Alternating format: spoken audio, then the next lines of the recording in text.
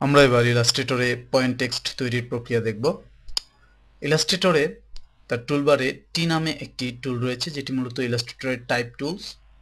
আমরা কিবোর্ডের shortcut key টি চেপে অথবা এই টুলবার থেকে এই টাইপ টুলটি নির্বাচন করে আমরা আমাদের টেক্সট তৈরির প্রথম যে প্রাথমিক যে স্টেপ সেটি করতে পারি। এবার আমরা আমাদের আর্টবোর্ডে মাউসটি যখন এনে রাখবো, তখন আমরা দেখব যে আর্টবোর্ডে মাউসটি একটি কার্সরের মতো অবস্থান বা রূপ ধারণ করেছে।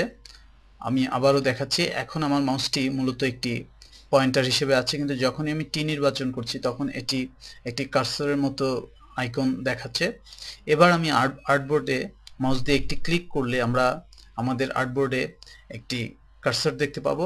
যারা কার্সরের সাথে পরিচিত নন তাদের উদ্দেশ্যে বলছি, কার্সর হচ্ছে এক ধরনের পয়েন্টিং সিস্টেম, যেখানে আমার কোথায় আমরা লিখলে কোথায় টাইপ হবে সেই এরিয়াটুকু ডিফাইন করে। অর্থাৎ আমাদের এই ক্যানভাসে এখন যেখানে কার্সরটি জ্বলছে এবং নিচ্ছে, এর অর্থ হচ্ছে যে আমি এখন যদি লিখি কিবোর্ডে, এখান থেকে লেখা শুরু হবে।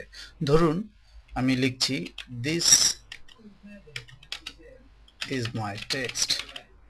লক্ষ্য করুন এখানে দিস ইজ মাই টেক্সট এই লেখাটি এখান থেকে এখানে লেখাটি কম্পোজ হয়েছে এবং কার্সরটি দিয়ে বোঝাচ্ছে যে এখন যদি আমি কিছু লিখি সেটি ঠিক এই অবস্থানে হবে।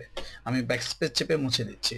সুতরাং আমরা দেখলাম যে কার্সর চেপে কিভাবে আমরা আমাদের টেক্সট তৈরি করতে পারি।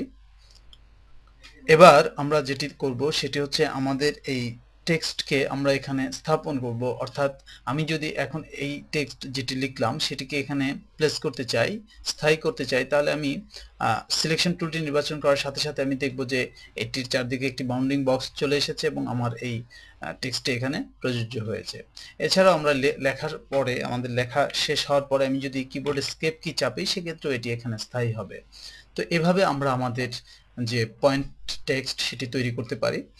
এই পয়েন্ট টেক্সটকে আমরা বিভিন্ন রকম ফরম্যাটিংও করতে পারি। উদাহরণস্বরূপ আমি যদি আমার পয়েন্ট টেক্সটের ফন্ট পরিবর্তন করতে চাই, তাহলে পয়েন্ট টেক্সটটি নির্বাচন করে এর যে ফন্ট ফ্যামিলির যে লিস্ট রয়েছে সেই ফন্ট লিস্ট থেকে আমি আমার প্রত্যাশিত ফন্টটি নির্বাচন করব।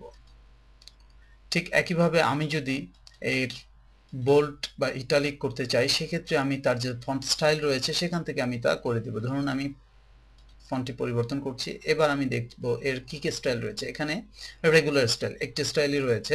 ফন্টের ভেরিয়েশন এর উপর ভিত্তি করে এই স্টাইল পরিবর্তিত হতে পারে, কারণ কোনো ফন্টের রেগুলার অপশন থাকতে পারে অথবা নর্মাল থাকতে পারে, কোনোটি বোল্ড থাকতে পারে, কোনোটি বোল্ড বা ইটালিক থাকতে পারে এবং একাধিক ফিচারও থাকতে পারে। অধিকাংশ ফন্টেরই সাধারণত যে ধরনের ফিচারগুলো থাকে তা হচ্ছে রেগুলার, ইটালিক, বোল্ড এবং বোল্ড ইটালিক, এই চারটি অপশন থাকে।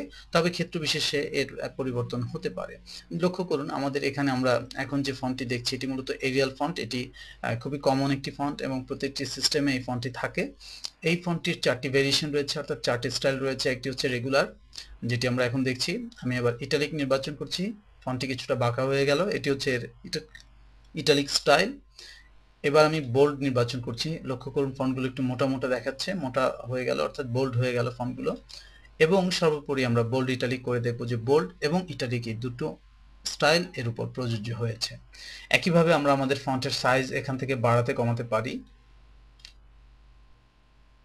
এখানে নব ক্লিক করে আমরা ফন্টের সাইজ বাড়াতে কমাতে পারি। এটি ক্লিক করলে এখানে ভ্যালু চেঞ্জ হবে।